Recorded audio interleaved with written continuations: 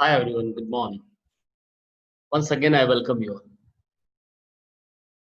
મિત્રો આજે આપણે યુનિટ નંબર 9 સમજવા જઈ રહ્યા છે. યુનિટ 9 માં રીડ 1 જેનું ટાઇટલ છે headache and it is written by R K. Narayan. મિત્રો આર.કે. નારાયણ આપણને આ રીડમાં સમજાવે છે કે હેડેક એટલે શું. એટલે કે માથાનો દુખાવો આપણને જે બીમારી લાગે છે, આ જે નાનકડી બીમારી છે એની વાત નથી કરવામાં આવતી, પણ કોઈને કોઈ રીતે આ જે માથાનો દુખાવો હેડેક આ શબ્દ આપણે ઘણી વખત આપણી પોતાની જવાબદારીમાંથી છટકી જવા માટે પણ એનો પ્રયોગ કરીએ છીએ. તો આવો સમજીએ આર.કે. નારાયણ આ હેડેક શબ્દને ક્યાં સુધી લઈ જાય છે.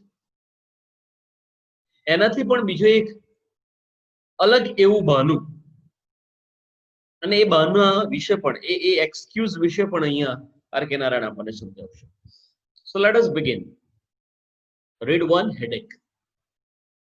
Of all the blessings conferred on mankind by a benign providence, benign એટલે કે kind,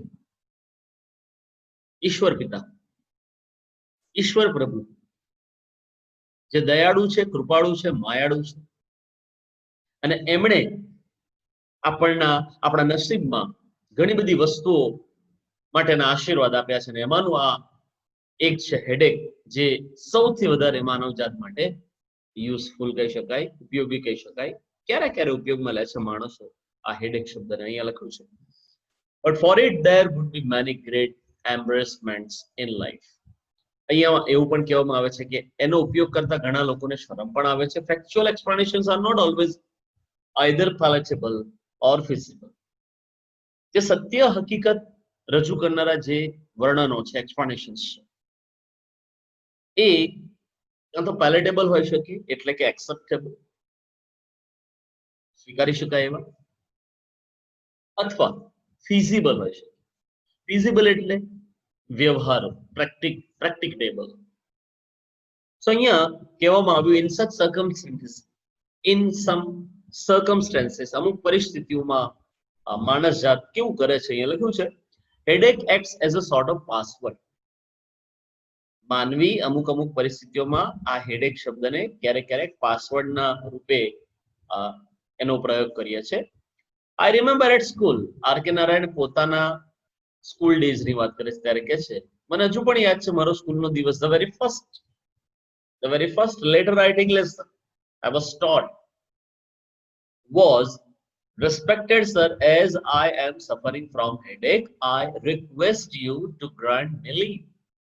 મિત્રો આર.કે. નારાયણને પણ પેલા દિવસો યાદ આવી જાય છે જ્યારે સ્કૂલમાં હતા અને એમના ઇંગ્લિશના શિક્ષકે, એમના અંગ્રેજીના શિક્ષકે એમને જ્યારે લેટર રાઇટિંગ શીખવી ત્યારે પણ એવું જ લખાયું હતું કે માનનીય સાહેબ શ્રી, આજે મને માથાનો દુખાવો છે અને એના કારણે હું તમને વિનંતી કરું છું કે તમે મને આજે સ્કૂલમાં રજા આપશો. Respected sir, as I am suffering from headache, I request you to grant leave. I always wonder what made a teacher select headache as an excuse, even in a specimen lecture. મિત્રો R K. Narayan બહુ મોટા એવા writer બની ગયા, અને જ્યારે headache ઉપર લખતા હતા અને ત્યારે એમને એવું પણ લખ્યું કે હું હંમેશા વિચારતો કે અમારા જે અંગ્રેજીના શિક્ષક છે એમણે સ્કૂલમાંથી રજા લેવા માટે આ હેડેક જેવું, આ માથાના દુખાવો જેવું એક્સક્યુઝ એટલે કે બહાનું શા માટે વાપર્યું હશે. અને એ પણ આ એક નમૂનો, લેટર રાઇટિંગનો, પત્ર લેખનનો એક નમૂનો અમને લખાવ્યો, એમાં પણ હેડેક શબ્દનો પ્રયોગ કર્યો. I think it was very much in everybody's thoughts, useful alike to the pupils and their master. મને એવું લાગે છે કે આ હેડેક છે એ બધાના વિચારોમાં અને બધા જ વિદ્યાર્થીઓમાં અને એમના શિક્ષકોમાં આ હંમેશા રહે છે, ઉપયોગી નીવડે છે. અને એના કારણે કદાચ સ્પેસિમેન લેટરમાં એવું લખાયું હશે that I am suffering from my headache. I request you to grant me leave. ત્યારે આગળ કહે છે for us a headache was a boon. આપણા માટે તો આ જે headache છે એ વરદાન સ્વરૂપ છે. We used to have drill after school hours. School પૂરી થયા પછી અમારે ડ્રિલિંગ ના hours એટલે કે કલાકો રહેતા. એમાં લખ્યું છે which I still think is an unfair and undesirable practice. Drilling નું જ્યારે સેશન આવતું ત્યારે અહીંયા એવું કહેવામાં આવ્યું છે કે આર કે નારાયણને એ જે કલાક હતો એ અનફેર અને અનડિઝાયરેબલ લાગતો. એમની ઈચ્છા નથી થતી, અનફેર હતો એક કલાક. We disliked this hour. School પછી ડ્રિલિંગ નો જ્યારે સેશન આવે અને ત્યારે એમને આ કલાક પૂરેપૂરો એક કલાકને નફરત કરતા. ત્યારે લખ્યું છે on the drill ground almost all appeared to be afflicted with splitting headaches. બધા ગ્રાઉન્ડ પર પહોંચી જાય, એક કલાક ગ્રાઉન્ડ પર પ્રેક્ટિસ કરવી જ પડે ડ્રિલિંગ સેશન દરમિયાન. અને બધા જ્યારે ગ્રાઉન્ડ પર પહોંચી જાય એટલે એમના પીટી ના શિક્ષક હોય એમની આગળ બધા રેડી જ હોય બહાનું લઈને કે સર મને માથું દુખે છે, મને હેડેક છે. And a drill teacher or our drill instructor put an end to it by decreeing one day those suffering from headache will hold up their arms. રોજ અને રોજ બરોજ સર મને માથું દુખે છે, સર મને માથાનો દુખાવો છે, આવું કહીને બધા બહાનું આપતા અને ડ્રિલિંગ સેશનમાં એ લોકો પાર્ટિસિપેશન નતા આપતા. અને એના કારણે એક વખત આજે ડ્રિલ ઇન્સ્ટ્રક્ટર છે એમણે નક્કી કર્યું કે આજે કંઈક હટકે કરીએ. અને ત્યારે પેલા જે ડ્રિલ ઇન્સ્ટ્રક્ટર છે એમણે શું કર્યું, એમણે એ લખ્યું છે એમણે એવું કીધું બધાને those suffering from headache will hold up their arms and it raised a hopes but he added. મિત્રો અહીંયા આગળ એવું કહેવામાં આવ્યું કે તમારા ડ્રિલ ઇન્સ્ટ્રક્ટરે એવું કીધું કે જેને જેને માથાનો દુખાવો હોય એ પોતાના હાથ ઊંચા કરે. કીધું એટલે અમારી તો આશા જાગી ઉઠી. પણ એમણે વધારામાં એવું પણ એડ કર્યું since I wish to detain them for some special exercises that will cure their headache. અમે તમારા હાથ ઊંચા રાખ્યા હતા અને એમણે તો ફરીથી બીજું એક વાક્ય એડ કર્યું અને એવું કીધું કે આ જેમણે જેમણે હાથ ઊંચા કર્યા છે, જેમને જેમને માથું દુખે છે, એમના માટે મારી પાસે એક સ્પેશિયલ એક્સરસાઇઝ છે જે એમના માથાના દુખાવાને ગાયબ કરી દેશે, મટાડી દેશે. એટલે તરત બધાના હાથ આમ નીચે પડી ગયા. Not one lifted his arm. કોઈને પણ હાથ ઊંચો ના રાખ્યો. At which the instructor declared, now all of you take off your clothes and get through the usual drill. કોઈને પણ હાથ ઊંચો રાખ્યો નહીં અને પછી ઇન્સ્ટ્રક્ટરે એવું ડિક્લેર કર્યું કે ચલો બધા પોતપોતાનો જે ક્લોઝ છે પહેરીને ડ્રિલ ગ્રાઉન્ડ પર પહોંચી જાઓ. I am glad to find that the class is going to exercise in full strength. મને ખૂબ જ આનંદ થાય છે કે આજે આખો ક્લાસ ફૂલ સ્ટ્રેન્થમાં, ફૂલ નંબર્સમાં એક્સરસાઇઝ કરશે. કેમ કે દરરોજ ને દરરોજ શું થતું હતું, કોઈને કોઈ બહારનું કહીને બહાર બેસી. પરંતુ આજે ડ્રિલ ઇન્સ્ટ્રક્ટરની જે ચાલાકી છે એના થકી કોઈ પણ વિદ્યાર્થી હાથ ઊંચો રાખી શક્યો નહીં અને કોઈ બહારનું બતાવી શક્યો નહીં. અને એના કારણે એ દિવસ ડ્રિલ ગ્રાઉન્ડ પર ફૂલ સ્ટ્રેન્થ જોવા મળી. તો મિત્રો આર કે નારાયણ અહીંયા એવું કહે છે કે હેડેક એ નાનકડી બીમારી તો છે, પરંતુ 98% આપણા જીવનમાં આ હેડેકને આપણે બહાનું એક્સક્યુઝ બનાવીને હંમેશા આપણું કામ પૂરું કરી દઈએ છીએ. ત્યારે આગળ કહે છે headache gives the sufferer a touch of importance. જે માણસને હેડેક હોય છે એને ઘણા લોકો અટેન્શન આપે, ઇમ્પોર્ટન્સ આપે. All eggs should crude and psychological and sensitive people would not mention that. બીજા ઘણા બધા એવા છે, બીજા ઘણા એવા બધા એગ્સ છે એટલે કે દુખાવા છે કે જે સાયકોલોજીકલી અને સેન્સિટિવ પીપલ જે છે એ ખુલ્લેઆમ કઈ મેન્શન નથી કરી શકતા. નો અધર એલિમેન્ટ એટલે બીમારી બીજી કોઈ બી બીમારી પણ નથી that can be so openly mentioned with impunity. Impunity એટલે freedom from punishment. Impunity, શિક્ષામાંથી મુક્તિ મળવી. તો અહીં એવું પણ કહેવામાં આવે છે કે કોઈ એવી બીમારી નથી કે જે ઓપનલી ડિસ્કસ કરવામાં આવે. You could mention headache in the most elegant social gathering and no one would be shocked by it.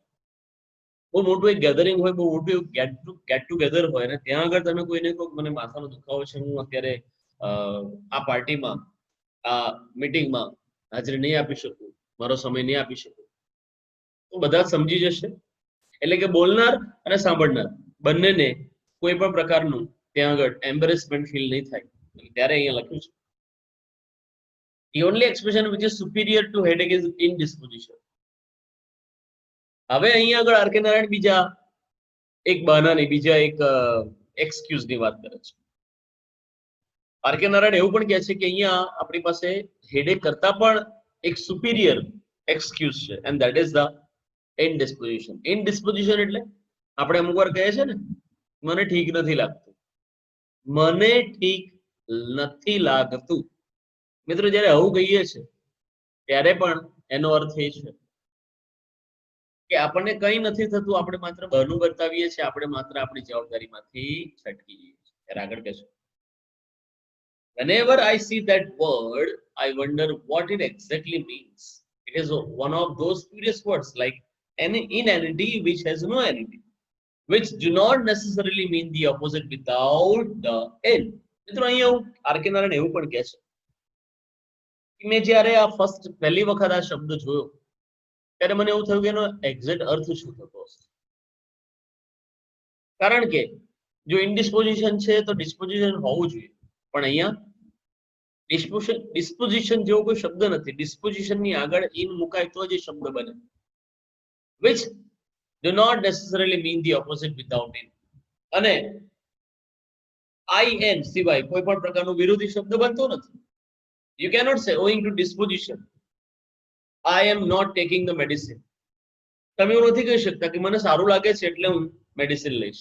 નહીં કહી શકતા આપણે. હા, આપણે એવું કહીએ છીએ મને સારું નથી લાગતું એટલે હું મેડિસિન લઈશ. એટલે વાક્ય એવું બને owing to indisposition I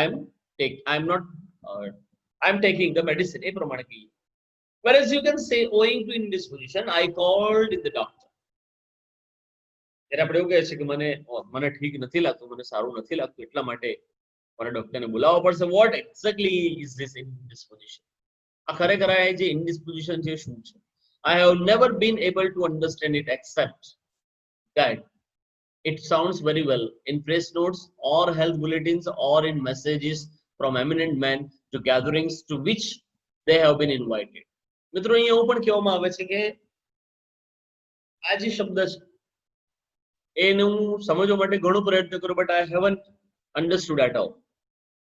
હા, જ્યારે પ્રેસ નોટ્સ હોય, હેલ્થ બુલેટિન્સ હોય, મેસેજીસ હોય, કોઈ પ્રખ્યાત એવા વ્યક્તિ દ્વારા મેસેજીસ આપવામાં આવ્યા હોય ગેટ ટુગેધરમાં અને એમને ઇન્વાઇટ કરવામાં આવ્યા હોય ને ત્યારે આ લોકો કહી દે છે આપણને ઇનડિસ્પોઝિશન શબ્દ, ત્યારે સમજી શકાય એવું છે. Indisposition cannot generally be said by the person directly affected.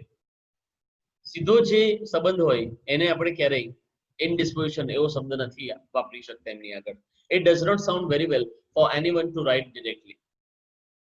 તમે જેને ઓળખો છો, તમારા બોસ હોય, તમારા ઉપરાધિકારી હોય, બરાબર, તમારા સુપીરિયર હોય, એને તમે સીધે સીધું ના કહી શકો કે આજે મને ઠીક નથી લાગતું એટલે હું આજે સ્કૂલે નહીં આવું, આજે હું શાળાએ નહીં આવું. નહીં કહી શકતા.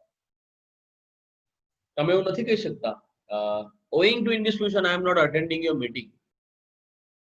મને આજે ઠીક નથી લાગતું એટલે હું મીટિંગ અટેન્ડ નહીં કરું. It sounds અનકન્વિન્સિંગ.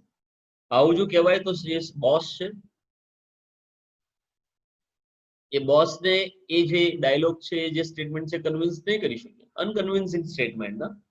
It sounds better in the third person. હા, ત્રીજો વ્યક્તિ આઈને જો રજૂઆત કરશે તો કદાચ that sounds properly. It implies that the gentleman is an eminent one, has a secretary or a deputy who can speak for him.